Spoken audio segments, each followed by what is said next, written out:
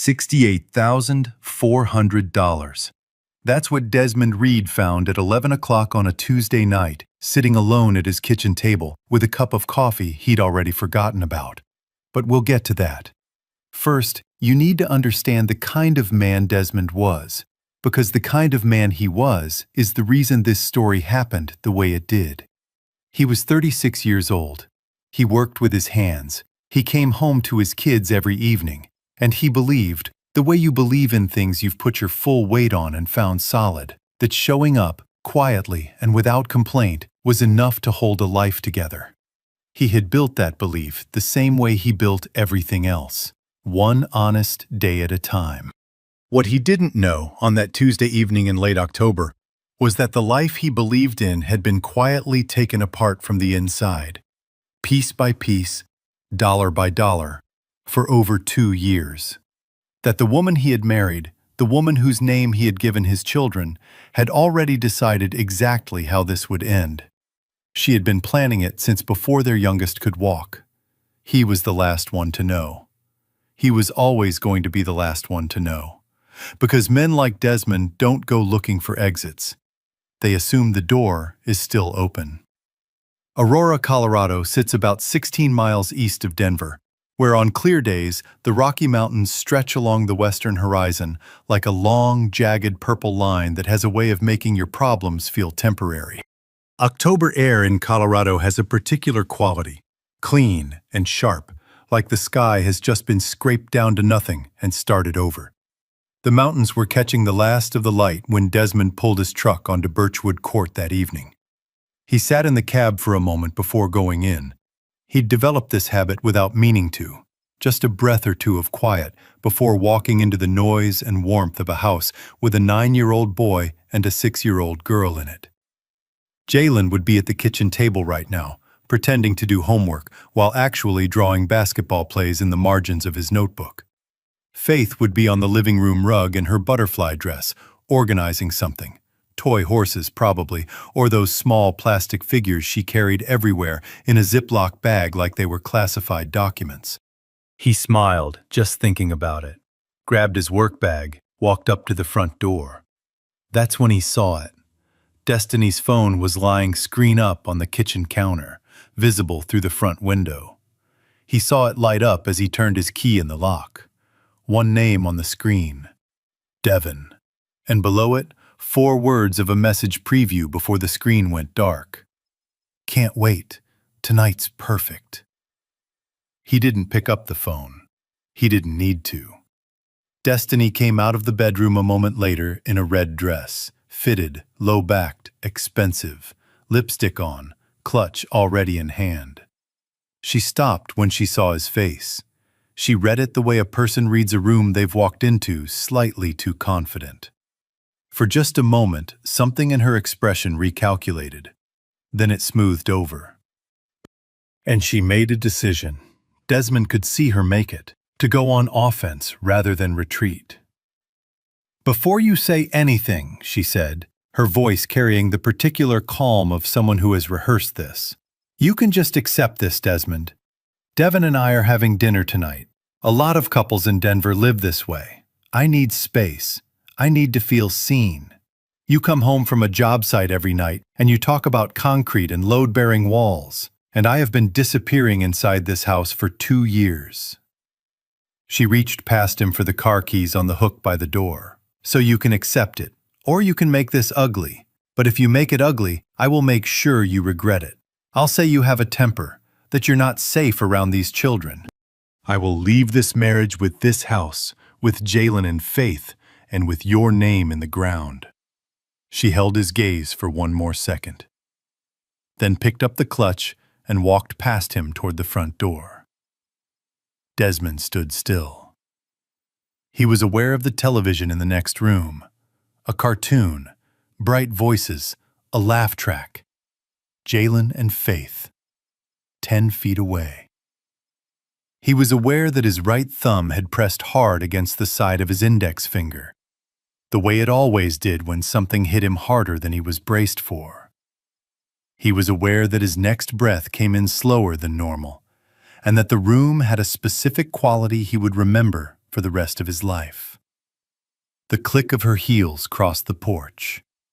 The car door opened and closed. The engine turned over and faded down Birchwood Court. And Desmond Reed stood alone in his own hallway, listening to his children's cartoon playing in the next room, and understood. Not with panic, not with rage, but with the cold clarity of a man whose instincts have just been confirmed, that Destiny had not lost control of herself tonight. She had decided that being caught slightly off guard was the right moment to establish dominance. She thought the threat would shut him down. She had used smaller versions of it before, a comment about his temperament to her mother, a suggestion in an argument that he was too intense, and it had always worked. He had always softened, always adjusted, because he was the kind of man who chose de-escalation. And she had read that over years as a ceiling on his resistance. She had just made the first serious miscalculation of her strategy, because there is a difference between a man who backs down because he cannot handle conflict and a man who backs down because he is already thinking 3 moves ahead. He went to the living room and sat between Jalen and Faith on the couch. Faith leaned against his arm without looking up from the screen. Jalen handed him a throw pillow without being asked, because that was their routine. Desmond put the pillow behind his back and stayed there until both kids were in bed. Then he sat down at the kitchen table, opened his laptop, and started looking. Stay with us, because what Desmond found in those accounts 11 minutes later is the moment this story stops being about a marriage and becomes something much darker. $68,400, moved in careful, measured increments across 11 months, $3,000 in November, $5,000 in January, nothing in February, $8,000 in March, transferred to an LLC he had never heard of, Lang Property Solutions, registered in Denver, Devin Lang, sole member. Desmond closed the laptop slowly, set both hands flat on the table. $23,000 of that money had come directly from the materials budget for the Arkans court renovation in the Rhino District, the contract he had personally guaranteed with his professional license. Here is what made it possible. 3 years earlier, when Desmond's project load had grown past the point where he could manage field operations and administrative accounting at the same time, Destiny had offered to take over the business's back office. Invoicing, vendor payments, payroll coordination, accounts payable. It had made complete sense. She had a business degree, she was detail-oriented, she was home in the afternoons. He had been grateful.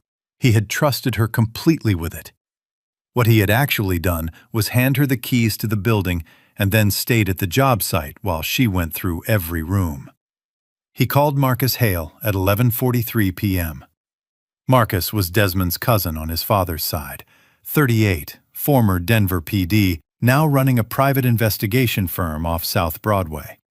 The kind of man who answered on the second ring regardless of the hour. The kind of calm that isn't the absence of feeling, but the presence of discipline. That same night, on Marcus's immediate advice, Desmond called his attorney, Patricia Owens, a family law specialist in Cherry Creek. He described the confrontation. He described Destiny's exact words about the children. He described what he'd found in the accounts.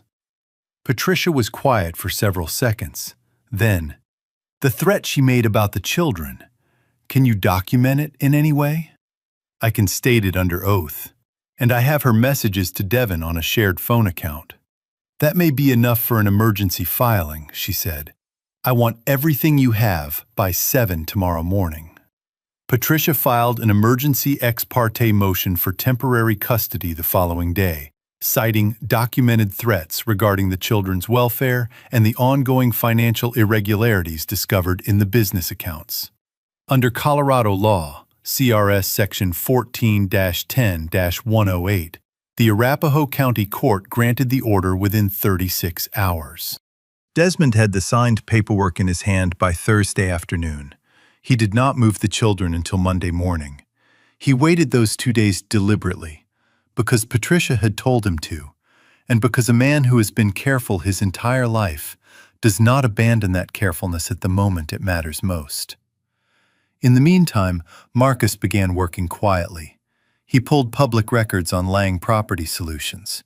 He reviewed the transaction logs Desmond provided from the business accounts, all material Desmond had full legal right to access. He brought in a forensic accountant from Cherry Creek to document the pattern. What they found was a financial architecture so deliberate it almost had a personality. Destiny had been moving money since the previous November. The transfers were calibrated, never large enough to trigger the informal threshold of concern, always routed through accounts she controlled at arm's length through Devon. She had watched her husband closely enough to know exactly which lines he reviewed and exactly which ones he trusted without auditing. One evening, Marcus played Desmond a recording. "Before you listen," Marcus said, "I want you to understand why this is legally clean.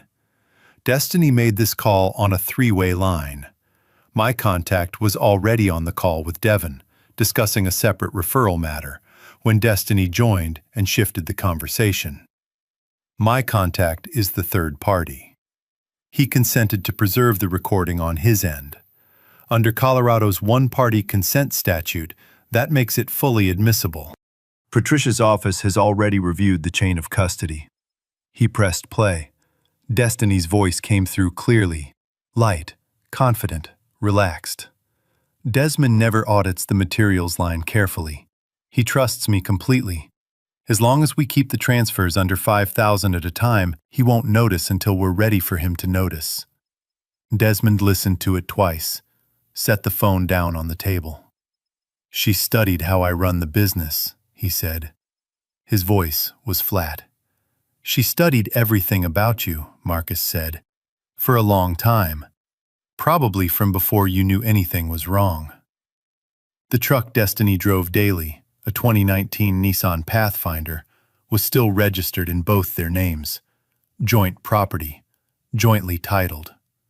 Marcus had confirmed with Patricia's office that a joint owner in Colorado has the legal right to monitor property in which they hold title.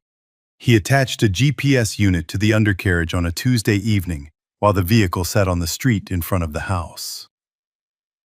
4 days after Desmond brought the kids to the cabin near Estes Park, Destiny found it. Marcus called at 6:14 in the morning. "She found the unit on the Pathfinder Wednesday evening," he said. And here is what she did next. She drove to Devon's building on Spear Boulevard and made a call from inside his apartment, from his landline. She thought she was clean. No connection to her number, no record on her phone. But Devon's building runs a shared line system. My contact had access to outbound call logs from that unit, and Devon himself was on the call, which means the recording is one-party consent, legally obtained, fully documented. "What did she say?" Desmond asked. Marcus played it, her voice, calm, practical, precise. The voice of someone taking a step they had already thought through completely. "Desmond has the truck tracked. We have to move before he builds a complete file. I'll set the scene at the house on Birchwood Court, Saturday evening. Make it look like he came back and it got physical. Devon, I need you there as the witness who calls it in." Desmond sat with that for a long moment. She had gone to a different building, a different phone, a different number. She had been careful. And she had still left a thread. That is the fatal flaw in any plan that depends on controlling every variable. The longer the plan runs, the more variables accumulate. Destiny had been managing this operation for over 2 years. She was tired. She was rattled. And people who have been in control for a long time, when they feel that control beginning to slip, do not slow down. They accelerate. And acceleration is where mistakes live. Destiny had been planning this for over 2 years, studying her husband, moving money, preparing her story, while Desmond came home every single night believing his marriage was intact. Could you have stayed as calm as he did when you found out? Yes or no in the comments. Or has someone ever used your trust as the weapon against you? Tell us below. Stay with us, because what Destiny said on that phone call is the moment this story stops being about betrayal and becomes something far darker. Marcus stopped the recording. The cabin was quiet. Through the window, the aspen trees along the ridge above Estes Park stood in the thin October light, their leaves already turned gold and amber and trembling slightly in a wind Desmond couldn't hear from inside. What you just heard is not a woman reacting in fear. It is not desperation. What you heard is the deliberate, premeditated construction of a false crime scene, what law enforcement professionals and family court specialists call fabricated victim positioning. The goal is surgical: manufacture evidence of a crime that did not occur, then occupy the victim position before the truth can catch up. It weaponizes the very institutions designed to protect people. And Destiny had chosen to attempt it against the father of her children, using the children themselves as the mechanism. Desmond sat with it for a moment. She was going to frame me, he said. Not with outrage, just with the particular flatness of a man naming something he now understands completely. Yes, Marcus said, and she was 72 hours away from doing it. He slid a folder across the table. Patricia's office has already logged both recordings with the court. The forensic account summary is attached. Everything is time-stamped and notarized. We're not building a case anymore, Desmond. The case is built.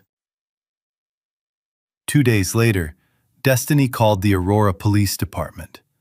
She reported that Desmond had taken the children without her knowledge or consent.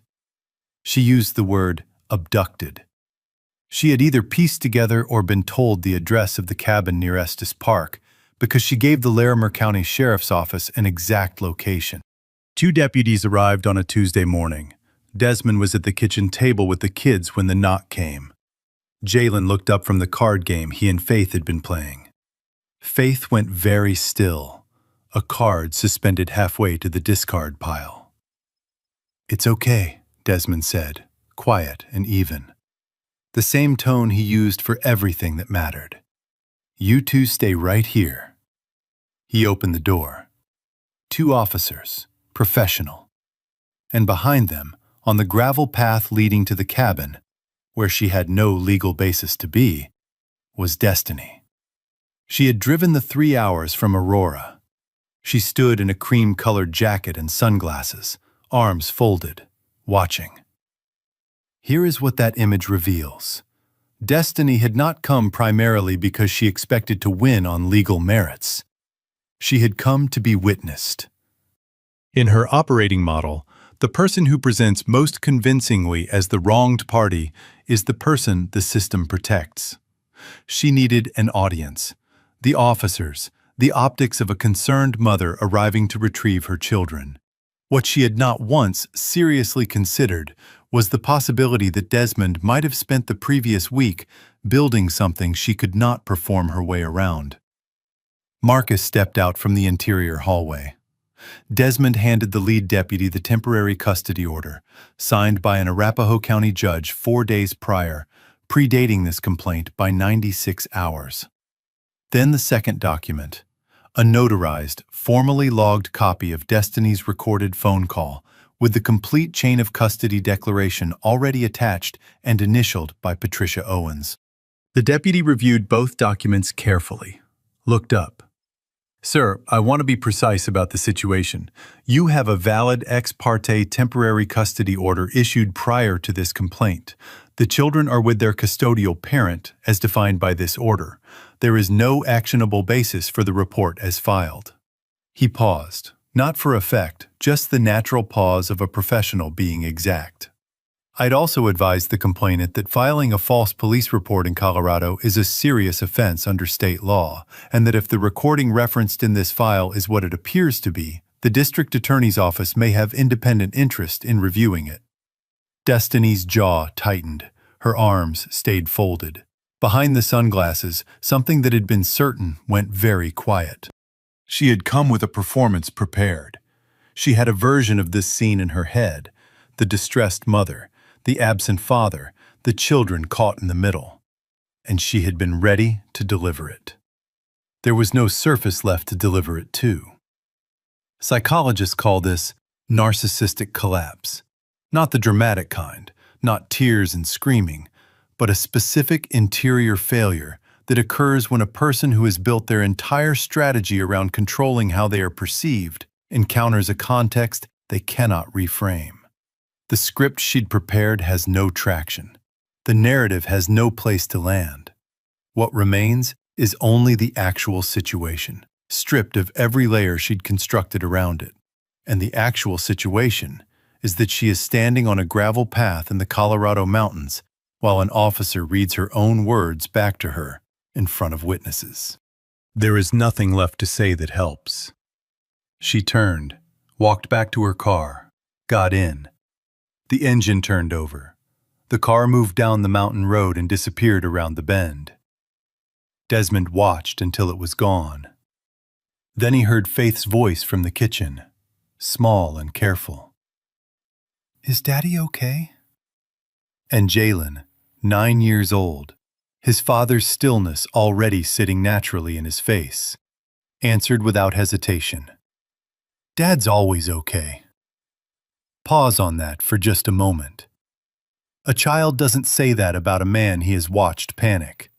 He doesn't say it about a man who raises his voice when things go wrong, or disappears under pressure, or needs to be reassured. He says it because he has watched, day after day, what it looks like when a man chooses not to fall apart.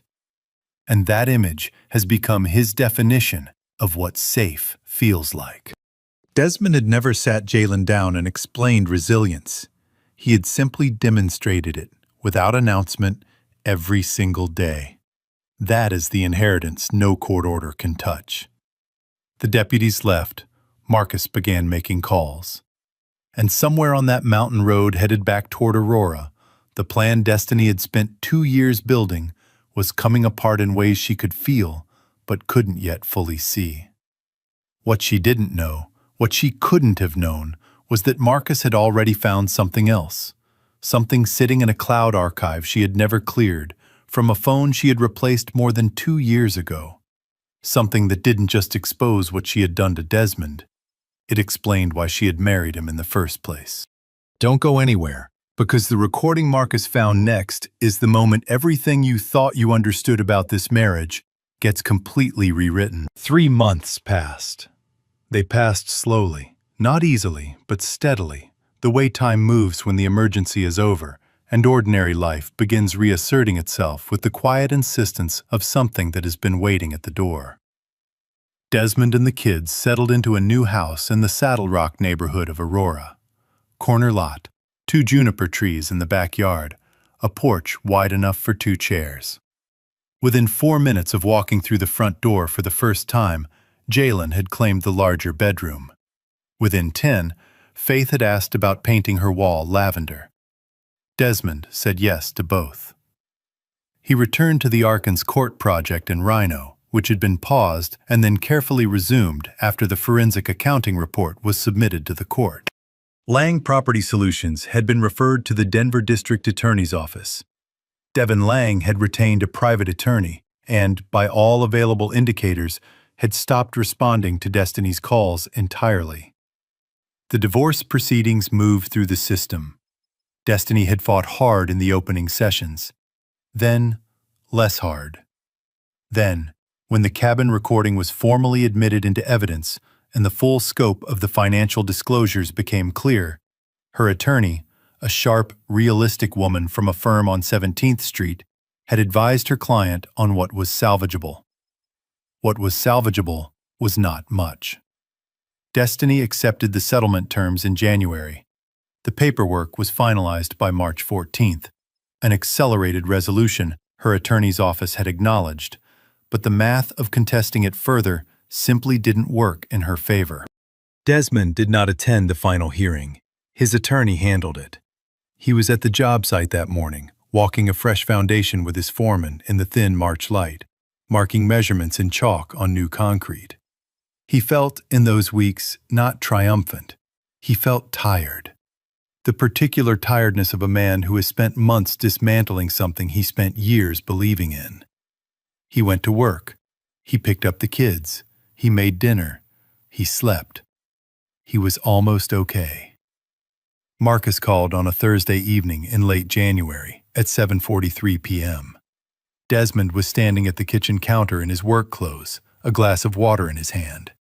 Outside, the first real snow of the season had begun to fall over Aurora. Soft, unhurried, the kind of snow that doesn't announce itself. "I need you to sit down," Marcus said. Desmond sat. During the formal discovery process, Destiny's attorney was required to disclose all cloud-based storage accounts associated with her devices. One of those accounts, tied to a phone she replaced over 2 years ago, had never been cleared. "Desmond, there's a voice recording in that archive. Date stamp puts it at 2 years and 3 months ago." Desmond did the arithmetic without trying. 2 years and 3 months ago. Faith had been 3. Jalen had been 6. It was the year they had repainted the house on Birchwood Court. Desmond on the ladder with a roller, Jalen stationed below passing him supplies with the focused seriousness of a 9-year-old who believed this was a real job. The year Destiny had made a birthday cake for his mother that came out slightly lopsided on one side, and everyone at the table ate every crumb of it and said it was perfect. The year he had looked at his life and believed, without any particular evidence to the contrary, that things were good. He had believed it completely. "Play it," he said. 2 voices. Destiny first, then her mother, Grace. A woman Desmond had known for a decade, who had sat at his Thanksgiving table, who had watched his children take their first steps, who had told him on 3 separate occasions over the years that he was a good man. Destiny, relaxed and matter-of-fact. "Mama, I can't keep doing this. Desmond is just, he's so steady. Construction sites and school pickups and making sure everyone's okay. That's his entire world. Devin actually wants to go somewhere. Devin has ambition." Grace, careful. "Baby, Desmond has been good to this family. He helped your uncle out of that situation 2 years back. He's always—" "I know what he's been, Mama. That's the whole reason this is going to work. Because he's decent. Because he trusts me without question.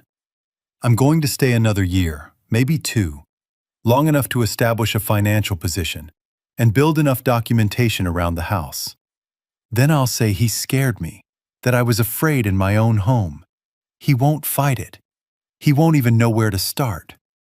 Grace, quieter. "But he's never once raised a hand. That's exactly the point. Nobody questions a woman who says she was afraid. Nobody asks for proof when the story sounds right." A pause.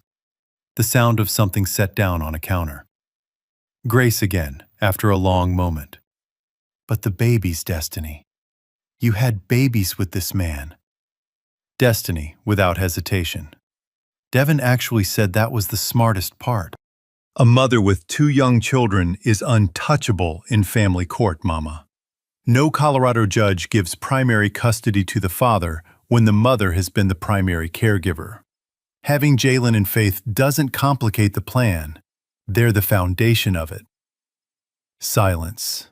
Then Grace, very low. "Destiny, if you ever..."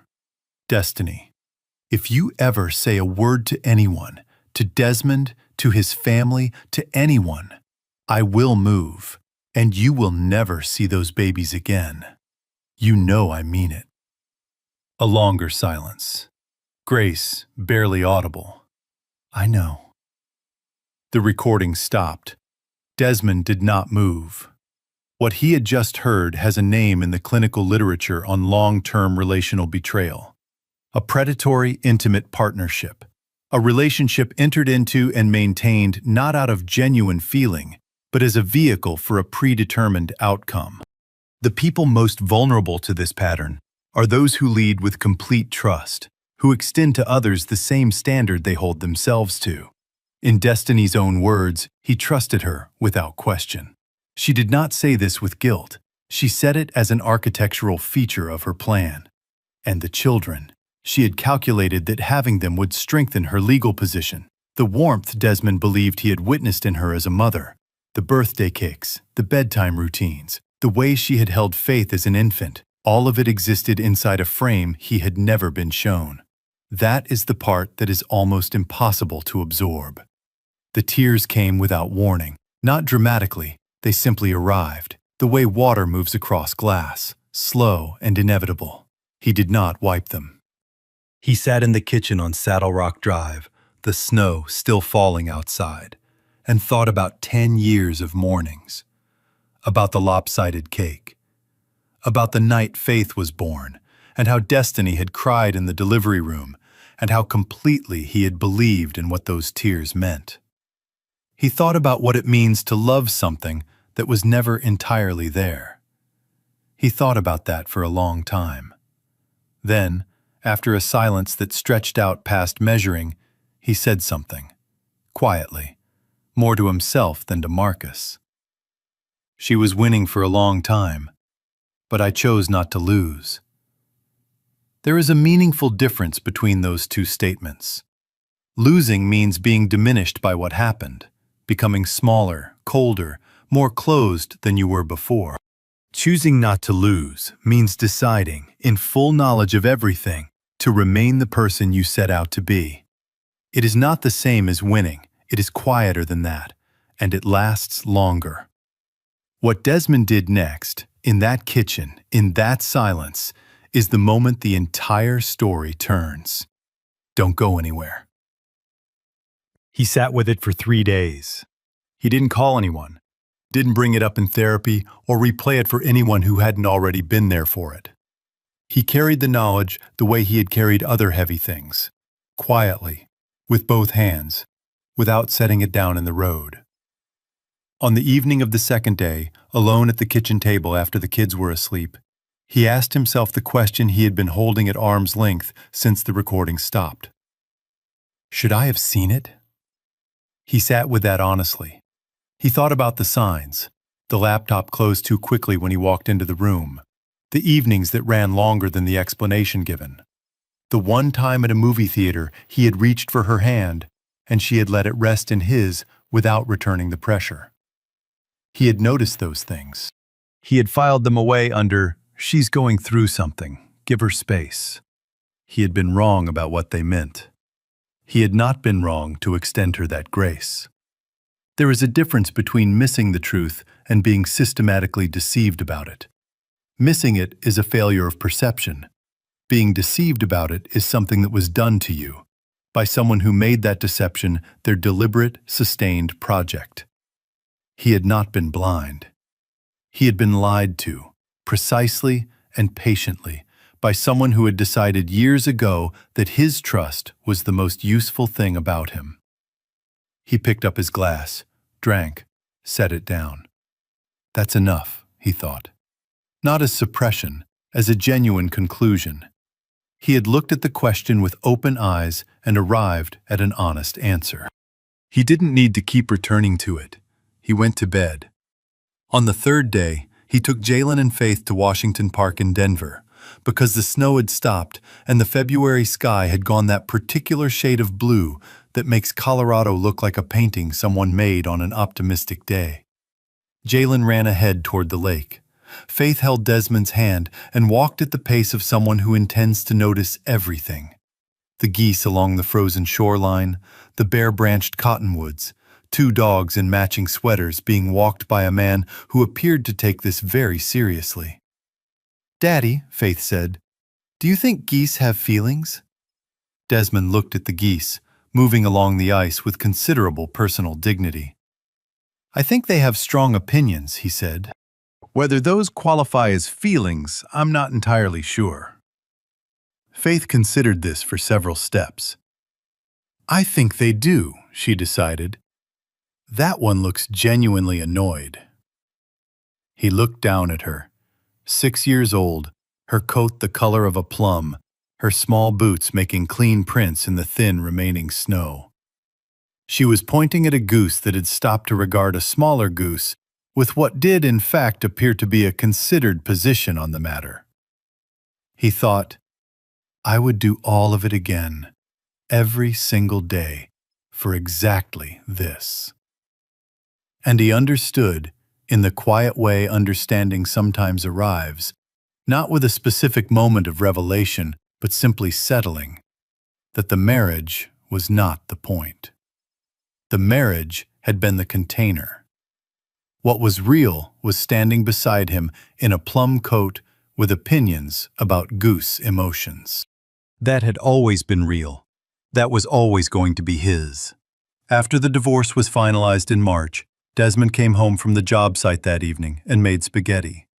Jalen ate 2 bowls and argued, at some length and with genuine philosophical commitment, that the 3rd bowl should not count against his vegetable requirement. Faith arranged her leftover noodles on her plate into a shape she described as a horse, which looked considerably more like a question mark, and she held firm on the horse interpretation when challenged. It was a completely ordinary evening. It was the most ordinary evening Desmond could remember having in 2 years. And he felt the ordinariness of it the way you feel sunlight after a long time indoors. Not dramatic, not overwhelming, just warm and steady and correct. The spaghetti was just spaghetti. The kids were just being kids. And for the first time in a long time, that was not a consolation prize. It was the whole thing. Marcus came over that weekend. They sat on the porch on Saddle Rock Drive with coffee, watching the kids in the backyard attempt to build something from the last of the season's snow. It was not going well structurally. Jalen had a system. Faith had a competing proposal involving turrets. The negotiation was ongoing and showed no signs of resolution. "You doing all right?" Marcus said. "Yeah," Desmond said. He meant it. After a while, he said, "I keep thinking about something she said on that recording, that I probably did have a good marriage." He watched Faith successfully argue Jalen into accepting the turret plan. And she was right. I had the version I believed in. That was real to me.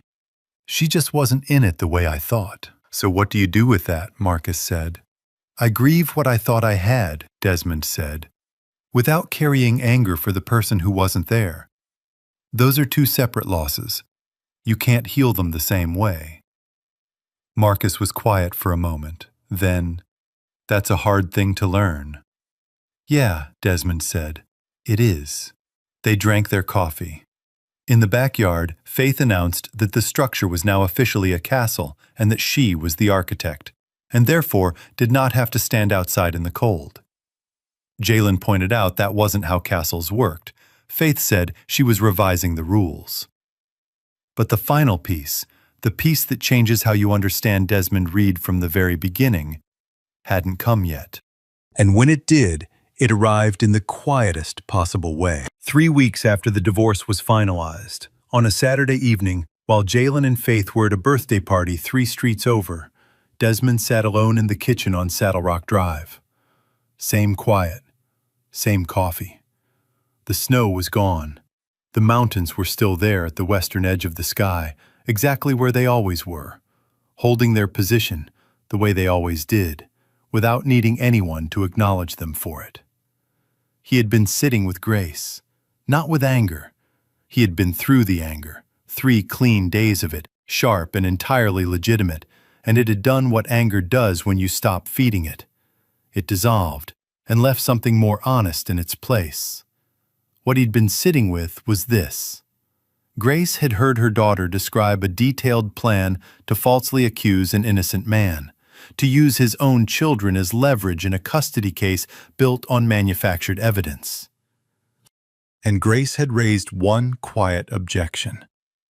Then she had gone silent for over 2 years. The answer to that, the honest one, is not indifference. It is a specific kind of fear, the fear of losing access to the people you love most. Destiny had made the threat explicit on the recording. I will move, and you will never see those babies again. Grace's silence was not a passive choice. It was silence under coercion. The silence of a woman who believed, perhaps correctly, that speaking would cost her her grandchildren. That doesn't excuse it, but it explains it. And there is a difference between those two things. Understanding the why doesn't require forgiving it. It simply releases you from having to carry the mystery. He wasn't ready to forgive Grace, but understanding came first. Marcus mentioned it almost as an aside one afternoon, a few weeks after the finalization. Grace called Patricia's office, he said, twice. Tuesday of last week, Thursday of this one. Didn't leave a message either time. Stayed on the line for about 20 seconds, then hung up. Desmond was quiet. She knew, Marcus said, not as a question. She knew, Desmond said. He didn't call her back. He'd held the idea up to the light and turned it over. But there was nothing to say that wouldn't cost both of them more than it would give. Grace would carry what she carried. That was its own kind of consequence, the kind that doesn't arrive all at once, but accumulates, quietly, over time. He set it down and left it there. That same week, a text came in from his site foreman, Jerome, at 9:17 in the evening. Desmond, got a call today from a developer out of Greenwood Village. Name's Carmichael. Said he heard about the Arkins court renovation from the Community Accountability Board that reviewed the fraud case. Wants to talk about a mixed-use project on Alameda Avenue. Could be the biggest contract we've ever bid. Desmond read it twice. Set the phone face down on the counter. Walked down the hall. Checked on Jalen. Asleep on his stomach, one arm hanging comfortably off the side of the bed.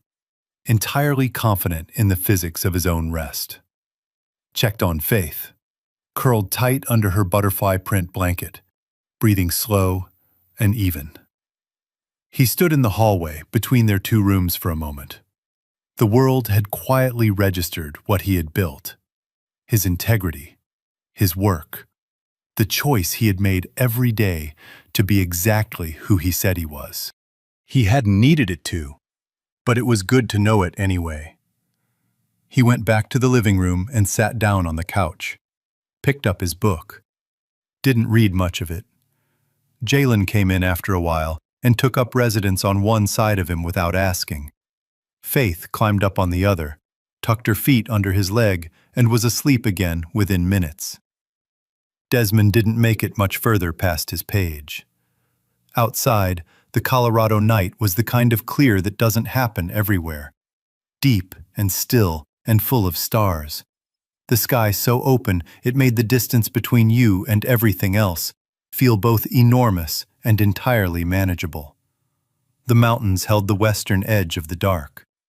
Patient, immovable, entirely indifferent to the particular dramas of any given human life, which Desmond had come to understand was genuinely one of their best qualities. Inside, a man who had been quietly preparing for a long time was finally, for the first time in years, simply resting. Not waiting for the next move, not building a case, not listening for footsteps in the hallway. Just resting. With his daughter's feet tucked under his leg and his son's shoulder against his arm, in a house that was his, in a life that was becoming, slowly, on its own terms, something he recognized as good. This story teaches us that the most dangerous mistake a person can make is to confuse a quiet man with a passive one. Patience is not surrender. Silence is not weakness. And trusting someone completely, only to have that trust used against you, does not make you a fool. It makes you a human being who extended more than you were owed. That is not a flaw to be ashamed of. It is a capacity to be protected. This story doesn't teach us to be suspicious of the people we love. It teaches us something quieter and more useful than that. It teaches us to know the difference between a person who is with you and a person who is simply near you. Those are not the same thing. One shows up in the small moments, the lopsided birthday cake, The child handed a pillow without being asked, the hand reached for in a dark movie theater. The other performs those moments when an audience is present and files them away for later use. Pay attention to the small moments. They are where the truth lives. And if you have ever stayed loyal, stayed present, stayed decent in a situation that did not deserve your decency, that was not weakness. That was the strongest thing in the room. The people watching, even the ones who said nothing, knew exactly what they were witnessing. So did you. The soul of these stories comes from human experience, empathy, and courage. AI assisted only in language refinement, so that timeless lessons of justice, compassion, and standing up against wrong could move and educate viewers everywhere. Production team, story and screenplay by Quinn Fung. Character development and visual conceptualization by Chris Nguyen. Video scripting and scene adaptation by David Nguyen. A passionate team dedicated to bringing this story to life.